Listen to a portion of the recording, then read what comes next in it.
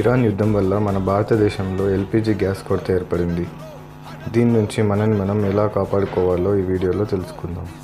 ప్రస్తుతానికి మన ఇళ్లలో వాడే సిలిండర్ సప్లై ఆపలేదు, కానీ కమర్షియల్గా యూజ్ చేసే కమర్షియల్ ఎల్పిజి సిలిండర్ సప్లై ఆపేశారు. మొన్న బెంగళూరులో సప్లై ఆపేయడం వల్ల హోటల్స్ అన్నీ బయటకు వచ్చి ధర్నా చేశాయి.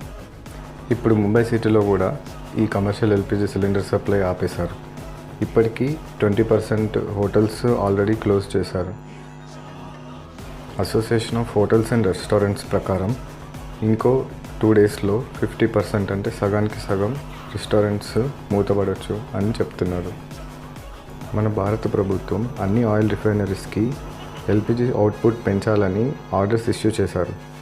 కానీ మన దేశం మెజారిటీ అంటే 65% ఎల్పిజి గ్యాస్ బయట దేశం నుంచే ఇంపోర్ట్ చేసుకోవడం వల్ల ఈ ఒక్క మెజర్ వల్ల చాలా పెద్ద డిఫరెన్స్ రాకపోవచ్చు.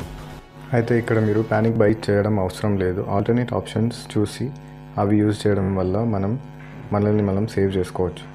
మన భారత ప్రభుత్వం ఆల్రెడీ మినిమం రీఫిల్ గ్యాప్ 25 డేస్కి పెంచింది.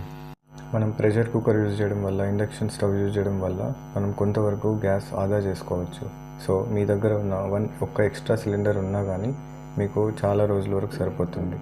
తొందరలోనే ఈ ఇష్యూ రిజాల్వ్ అవుతుందని ఆశిద్దాం. ఈ వీడియోలో ఇన్ఫర్మేషన్ మీకు నచ్చితే మీ ఫ్రెండ్స్ అండ్ ఫ్యామిలీ మెంబర్స్కి షేర్ చేయండి. Thank you.